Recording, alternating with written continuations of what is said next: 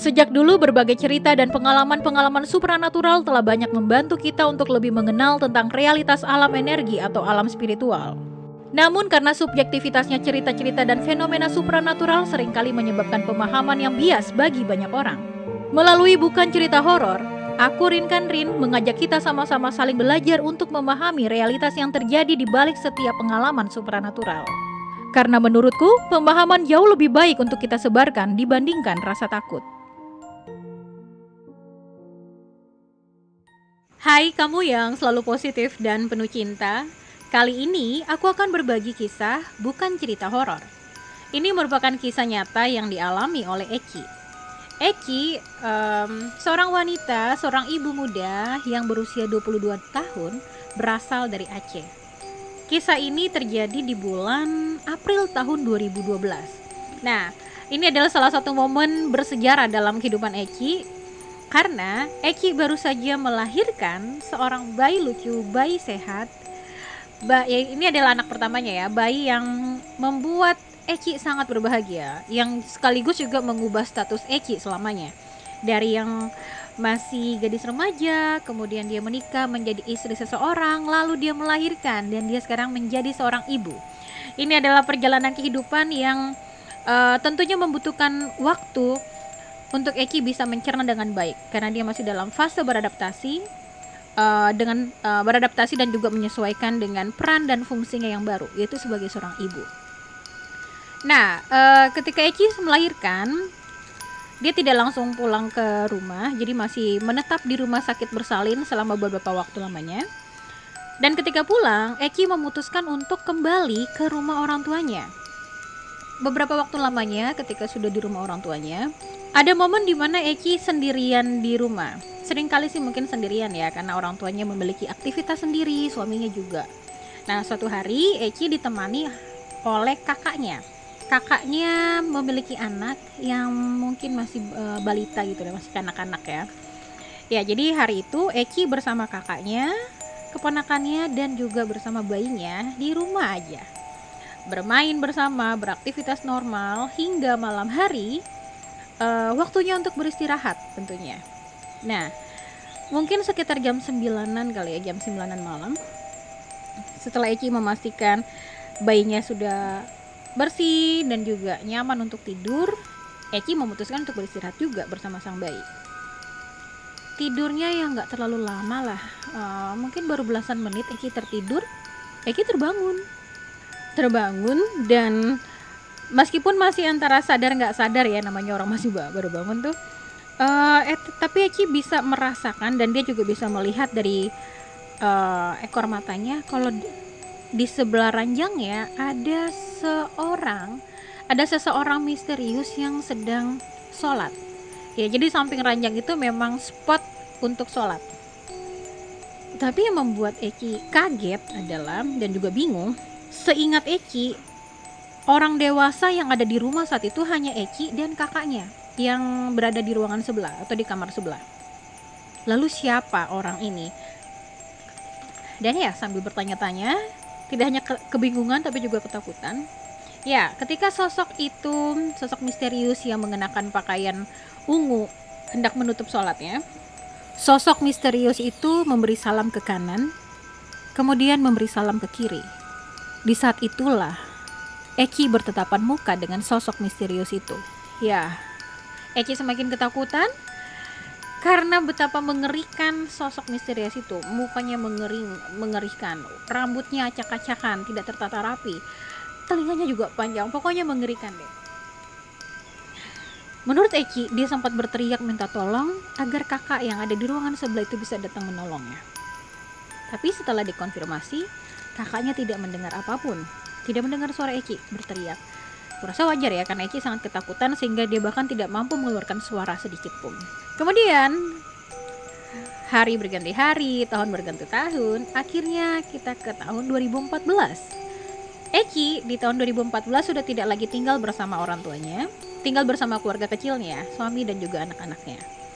Di tahun 2014 itu anak sulungnya sudah otomatis sudah berusia 2 tahun ya. Yang namanya balita masih dalam fase bertumbuh.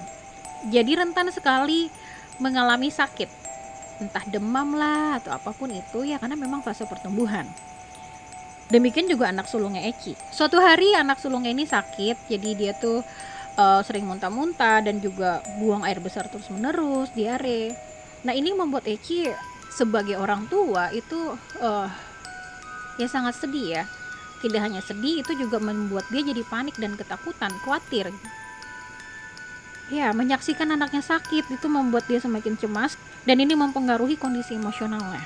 Ya kecenderungan jadi negatif karena sering berpikiran yang macam-macam ya. Nah, pada suatu hari Eki lagi-lagi didatangi oleh sosok misterius itu. Ya, ini adalah sosok yang sama. Pria mengerikan dengan telinga panjang, rambut acak-acakan itu datang lagi.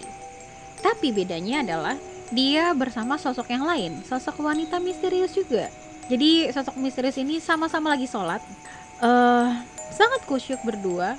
Tapi kali ini mungkin Eki tidak lagi terlalu ketakutan seperti pertama kali ya, tapi dia justru takjub ketika melihat sosok wanita yang di sebelah itu, wanita misterius itu, dia mengenakan mukena yang sangat indah, dan mereka berdua masih dalam kondisi dalam keadaan sholat begitu kusyuk. Nah, dari kedua peristiwa tersebut, Eki terus bertanya-tanya, ini tuh apa sih? Mereka tuh siapa sih? Dan kenapa kok hadirnya selalu berkaitan dengan anak pertamanya? Anak pertamanya baru lahir, kemudian ketika anaknya itu sedang sakit. Ini yang menjadi misteri bagi Eki selama beberapa tahun. Menurut pemahamanku sejauh ini, saat ini, pada dasarnya Eki ini adalah seorang pribadi yang baik, mengandalkan kehidupannya itu, mempercayakan kehidupannya itu hanya kepada Yang Maha Kuasa. Namun yang namanya manusia, ada kalanya tidak selalu siaga dengan kondisi spiritualnya. Demikian juga Eki. Nah, perubahan yang terjadi di Eki adalah ketika dia menjadi seorang ibu. Jadi ada momen di mana Eki sangat kelelahan, baik secara fisik tapi juga secara faktor batin ya. Secara batin dia juga lelah. Ada banyak kekhawatiran dia, apakah dia mampu menjadi seorang ibu yang baik, apakah dia mampu menjadi seorang istri yang baik, segala macam. Itu pikiran-pikiran itu cukup menghantui Eki saat itu. Sehingga itu juga mempengaruhi kondisi spiritualnya, kondisi emosionalnya. Sehingga sebaik-baiknya Eki itu tetap ada celah, sehingga dia juga menyimpan energi negatif. Energi negatif yang terakumulasi itu akhirnya menjadi energi yang cukup besar. Energi negatif di sini adalah kecemasannya, kekhawatirannya, ketakutannya, pikiran sedihnya, pikiran aneh-aneh, itu membentuk energi yang negatif. Lalu apa kaitannya dengan sosok-sosok misterius itu? Menurutku, mereka ini adalah entitas atau guardian angel yang memang diminta oleh Tuhan untuk mendampingi Eki. Karena semua orang memiliki guardian angel ya.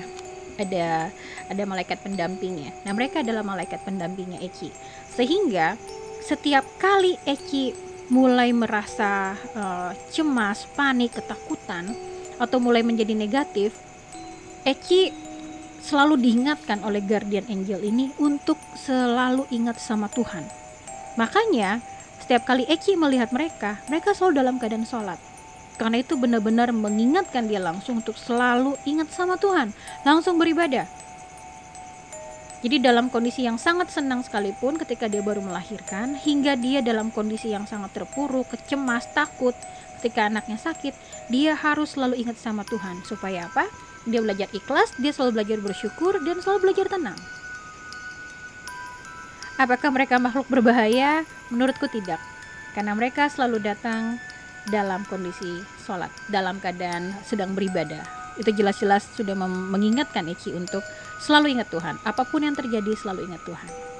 Ya, dan selain itu, kenapa nih kok selalu berkaitan dengan anak pertama ya? Selain itu juga menurutku ya, sebagai anak sulung biasanya itu ada hal-hal yang istimewa. Sebenarnya sih semua anak istimewa, cuma anak sulung tuh entah kenapa tuh selalu memiliki peran yang lebih aja dibandingkan adik-adiknya. Ya karena memang sebagai anak sulung. Jadi ya di saat bersamaan juga anak sulungnya ini sedang dipersiapkan atau sedang diberitahu oleh Tuhan dan alam semesta bahwa dia selalu dalam perlindungan yang Maha Kuasa, sehingga dia juga memiliki kemampuan suatu hari nanti kapanpun juga bisa selalu menjadi kekuatan bagi orang-orang terdekatnya, terutama bagi keluarganya. Ya, dan inilah pendapatku tentang peristiwa yang dialami oleh Eki di tahun 2012 di saat anaknya baru lahir, dan juga di tahun 2014 ketika anaknya dalam kondisi sakit. Dari peristiwa ini, Tuhan akan selalu mengingatkan setiap kita untuk selalu ingat untuk kita tuh selalu percaya 100% pada Tuhan. Jadi apapun masalah yang kita alami, apapun pikiran-pikiran yang membuat kita cenderung negatif, kita harus kembali kepada Tuhan. Harus selalu ingat, kita harus belajar ikhlas bahwa segala sesuatu terjadi sesuai dan juga atas izin yang Maha Kuasa. Dan Tuhan akan mengingatkan kita semua lewat berbagai cara yang ada di alam semesta ini. Kebetulan lewat kasus Eki ini, Tuhan mengingatkan kita semua. Kadang dia juga mengizinkan guardian angel atau malaikat pendamping kita ini bisa memperlihatkan dalam bentuk wujud-wujud tertentu. Nah, kalau misalnya ada bertanya-tanya, kok wujudnya serem? Yaitu karena berkaitan dengan kondisi Eki yang sangat panik saat itu, sehingga secara emosional juga dalam kondisi yang kurang baik, sehingga mental image-nya atau gambaran mental yang hadir pada Eki adalah sesuatu yang mengerikan. Sebenarnya yang dia lihat itu adalah ketakutan secara emosionalnya. Tapi pada dasarnya entitas-entitas ini adalah entitas-entitas yang baik, karena dia mengingatkan kita untuk selalu dekat sama Tuhan. Ya, inilah yang bisa aku sampaikan kali ini. Dan bagi kamu yang mungkin mengalami atau pernah mengalami kisah yang serupa, semoga ini juga bisa menjawab misteri-misterimu. Dan bagi kamu yang juga ingin berpartisipasi atau ingin sharing, berbagi kisah-kisah supranatural atau mungkin spiritual, silakan email di kolom deskripsi bawah ini ya. Dan ya, itu saja yang bisa aku sampaikan kali ini. Selalu positif dan penuh cinta. Bye bye.